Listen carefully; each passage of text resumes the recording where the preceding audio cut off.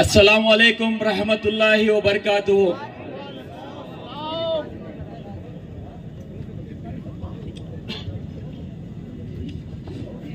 ಇವತ್ತು ನಾವೆಲ್ಲ ಇಲ್ಲಿ ಸೇರಿದ್ದೀವಿ ಅಂದ್ರೆ ಬಾಬಾ ಸಾಹೇಬ್ ಅಂಬೇಡ್ಕರ್ ಕೊಟ್ಟಿರುವ ಈ ಒಂದು ಸಂವಿಧಾನದಿಂದ ನಾವಿಲ್ಲೆಲ್ಲ ಸೇರಿ ಇವತ್ತು ಕೇಂದ್ರದ ಬಿಜೆಪಿ ಸರ್ಕಾರ, ಮೋದಿ ಸರ್ಕಾರ ಏನು ಈ ಕಪ್ಪು ಕಾಯ್ದೆಯನ್ನ ತಂದಿದೆ, ಅದನ್ನ ವಿರೋಧಿಸಲಿಕ್ಕೆ ಏನು ಬಾಬಾ ಸಾಹೇಬ್ ಅಂಬೇಡ್ಕರ್ ನಮ್ಗೆ ಈ ಸಂವಿಧಾನದ ಅಡಿಯಲ್ಲಿ ಧಾರ್ಮಿಕ ಸ್ವಾತಂತ್ರ್ಯ ಕೊಟ್ಟಿಲ್ಲ ಅಂದ್ರೆ, ನಮ್ಗೆ ಇವತ್ತು ವಾಕ್ ಸ್ವಾತಂತ್ರ್ಯ ಕೊಟ್ಟಿಲ್ಲ ಅಂದ್ರೆ ನಾವೆಲ್ಲ ಇಲ್ಲಿ ಸೇರ್ಲಿಕ್ಕೆ ಆಗ್ತಾ ಇರ್ಲಿಲ್ಲ. ಮುಖ್ಯವಾಗಿ ನಾನು ಜೈ ಜೈ ಜೈ ಜೈ ಜೈ ಭೀಮ್ ಅಂತೀನಿ, ಜೈ ಭೀಮ್ ಜೈ ಭೀಮ್ ಅಂತ ಹೇಳ್ಬೇಕು. ಜೈ ಜೈ ಜೈ ಜೈ ಜೈ ಭೀಮ್, ಜೈ ಜೈ ಜೈ ಜೈ ಜೈ ಭೀಮ್. ನಮ್ಮ ಭಾರತ ದೇಶದಲ್ಲಿ ಯಾವುದೇ ಕಾಯ್ದೆಯನ್ನ ತಿದ್ದುಪಡಿ ಮಾಡ್ಬೇಕಂತ ಹೇಳಿದ್ರೆ ನಮ್ಮ ರಾಷ್ಟ್ರದ ಲೋಕಸಭೆ ಮತ್ತು ರಾಜ್ಯಸಭೆಗೆ ಒಂದು ಅವಕಾಶ ಮಾಡಿಕೊಟ್ಟಿದ್ದಾರೆ ಸಂವಿಧಾನದ ಅಡಿಯಲ್ಲಿ. ಆದ್ರೆ ವಕ್ಫ್ ಕಾಯ್ದೆ 2024ರಲ್ಲಿ ಏನು ವಕ್ಫ್ ತಿದ್ದುಪಡಿ ಮಸೂದೆಯನ್ನು ಇವರು ಭಾರತದ ಲೋಕಸಭೆಯಲ್ಲಿ 8ನೇ ತಾರೀಕು ಏನ್ ಮಂಡನೆ ಮಾಡ್ತಾರೆ, ತದನಂತರ ಅದು ಲೋಕಸಭೆಯಲ್ಲಿ ಇವರು ಪಾಸ್ ಮಾಡ್ತಾರೆ. ಪಾಸ್ ಮಾಡಿದ್ಮೇಲೆ ಆ ಪಾಸ್ ಮಾಡೋ ಸಂದರ್ಭದಲ್ಲಿ ಏನು ಈ ಪರ ಅಂದ್ರೆ ಈ ವಕ್ಫ್ ಬೋರ್ಡ್ ಅನ್ನ ಶಕ್ತಿಶಾಲಿ ವಕ್ಫ್ ಬೋರ್ಡ್ ಅಂದ್ರೆ ಏನು ವಕ್ಫ್ ಬೋರ್ಡ್ ಎಲ್ಲ ಕೋರ್ಟ್ಗಳು ಏನಿದಾವೆ, ವಕ್ಫ್ ಟ್ರಿಬ್ಯುನಲ್ ಏನಿದೆ ಅದು ಯಾವ್ದಾದ್ರು ವಕ್ಫ್ ಟ್ರಿಬ್ಯುನಲ್ ಒಂದ್ಸಲಿ ಆರ್ಡರ್ ಮಾಡಿದ್ರೆ ಅದು ಸಿವಿಲ್ ಕೋರ್ಟ್ ಹೋಗಂಗಿರ್ಲಿಲ್ಲ. ಇದರಲ್ಲಿ ಲಿಮಿಟೇಷನ್ ಆಕ್ಟ್ ಏನ್ ಇಂಡಿಯನ್ ಲಿಮಿಟೇಷನ್ ಆಕ್ಟ್ ಇದೆ ಅದು ಅಪ್ಲೈ ಆಗ್ತಾ ಇರ್ಲಿಲ್ಲ.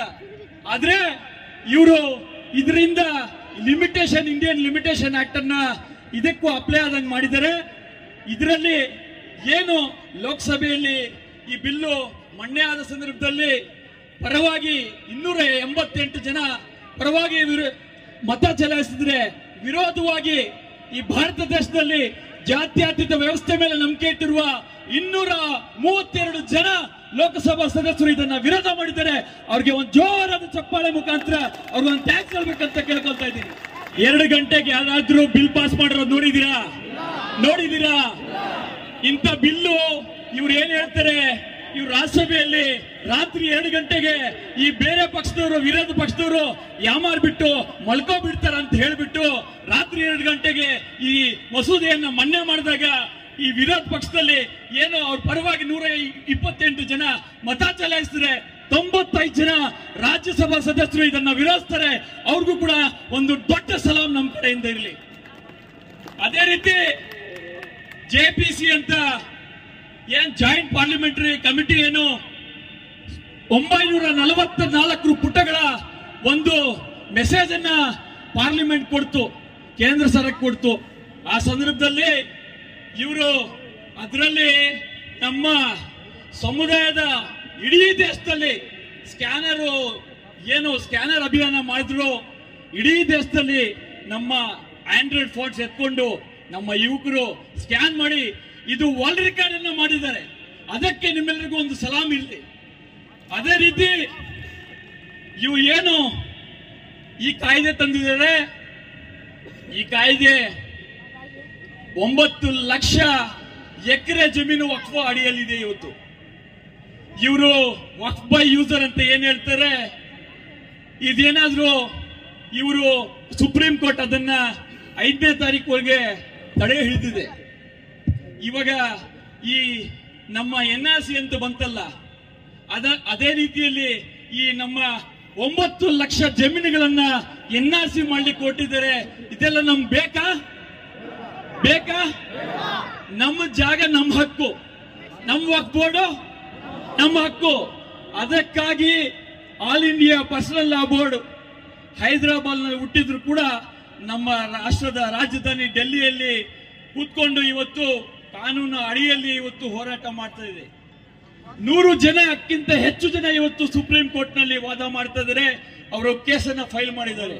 ಅವ್ರಿಗೂ ಕೂಡ ಒಂದು ನಮ್ಮ ಕಡೆಯಿಂದ ಒಂದು ಧನ್ಯವಾದಗಳು ಇರಲಿ.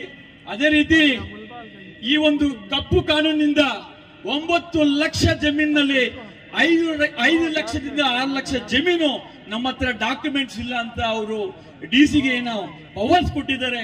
ಆ ಡಿಸಿ ಯಾರಾದ್ರೂ ಅವನು ಏನಾದ್ರು ಸ್ವಲ್ಪ ಅವ್ರ ಫೇವರ್ ಆಗಿದ್ರೆ ನಮ್ಮ ರಾಜ್ಯದಲ್ಲಿ ಯಾವತ್ತವರೆಗೂ ಈ ಕಾಂಗ್ರೆಸ್ ಸರ್ಕಾರ ಇರುತ್ತೆ ಅವತ್ತವರೆಗೂ ಈ ವಕ್ಫ್ ಕಾನೂನು ಇವ್ರು ಏನ್ ತಂದಿದ್ದಾರೆ ಅವತ್ತವರೆಗೂ ಜಾರಿ ಆಗ್ಲಿಕ್ಕೆ ಬಿಡಲ್ಲ ಅಂತ ನಮ್ಮ ರಾಜ್ಯದ ಮುಖ್ಯಮಂತ್ರಿ ಆದಂತಹ ಸಿದ್ದರಾಮಯ್ಯ ಸಾಹೇಬ್ರು ಹೇಳಿದ್ದಾರೆ. ಅವ್ರಿಗೆ ಜೋರಾದ ಚಪ್ಪಾಳೆ ಮುಖಾಂತರ ಒಂದು ಅವ್ರಿಗೂ ಅಭಿನಂದನೆ ಇರಲಿ ಅಂತ ಸಂದರ್ಭದಲ್ಲಿ ಹೇಳ್ತಾ, ಈ ಕಾನೂನನ್ನ ನಾವು ನಿರಂತರವಾಗಿ ಹೋರಾಟ ಮಾಡಬೇಕಾಗ್ತದೆ. ಯಾಕಂತ ಹೇಳಿದ್ರೆ ಇವತ್ತು ಇದು ಪಿಕ್ಚರ್ ಅಭಿ ಬಾಕಿ ಅಂತಾರಲ್ಲ, ಏತೋ ಬಸ್ ಶುರುವಾದ ಹೈ, ಪಿಕ್ಚರ್ ಅಭಿ ಬಾಕಿ ಹೈ. ಬೇಕೇ ಬೇಕು ಗೊತ್ತೋ ಲಾಸ್ಟ್ ನಾಯ ಬೇಕು ಬೋಲ್ನ, ಬೇಡ ಬೇಡ ಗೊತ್ತೋ ಕಾಯ್ದೆ ಬೇಡ ಬೋಲ್ನ. ಬೇಕೇ ಬೇಕು, ಬೇಕೇ ಬೇಕು, ನ್ಯಾಯ ಬೇಕು. ಯಾತಕ್ಕಾಗಿ ಹೋರಾಟ, ಎಲ್ಲಿ ತನಕ ಹೋರಾಟ? ಬೇಡವೇ ಬೇಡ, ಬೇಡವೇ ಬೇಡ, ಈ ಕಪ್ಪು ಕಾನೂನು ಬೇಡವೇ ಬೇಡ ಅಂತ ಹೇಳ್ಬೇಕು. ವಕ್ಫ್ ಕಾಯ್ದೆ ಬೇಡವೇ ಬೇಡ. ಇನ್ಖಿಲಾಬ್, ಇನ್ಖಿಲಾಬ್, ಇನ್ಖಿಲಾಬ್.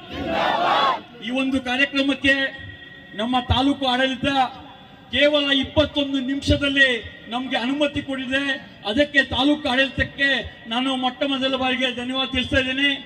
ಅದೇ ರೀತಿ ಒಂದು ಚಪ್ಪಾಳೆ ಇರಲಿ.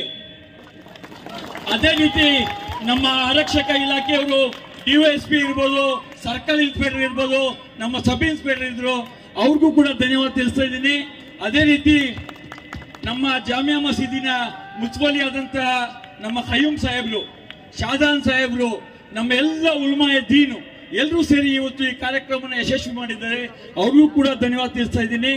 ಅದೇ ರೀತಿ ನಮ್ಮ ಎಲ್ಲ ಮುತ್ವಲ್ಲಿಸು, ಎಲ್ಲ ಸೆಕ್ರೆಟರೀಸು, ಅದೇ ರೀತಿ ಎಲ್ಲ ನಮ್ಮ ನಗರಸಭಾ ಸದಸ್ಯರುಗಳು, ಎಲ್ಲ ನಮ್ಮ ವಕೀಲರು, ವಿಶೇಷವಾಗಿ ನಮ್ಮ ಬಶೀರ್ ಅಹಮದ್ ಸಾಹೇಬ್ರು, ನಯಾ ಸಾಹೇಬ್ರು, ಅವ್ರಿಗೂ ಕೂಡ ನಾನು ಧನ್ಯವಾದ ತಿಳಿಸ್ತಾ, ನಮ್ಮ ಪತ್ರಿಕಾ ಮಿತ್ರರು ಏನಿದ್ದಾರೆ ಅವ್ರಿಗೂ ಕೂಡ ನಾನು ಧನ್ಯವಾದ ತಿಳಿಸ್ತಾ ನನ್ನ ಮಾತನ್ನು ಮುಕ್ತಾಯ ಮಾಡ್ತೇನೆ.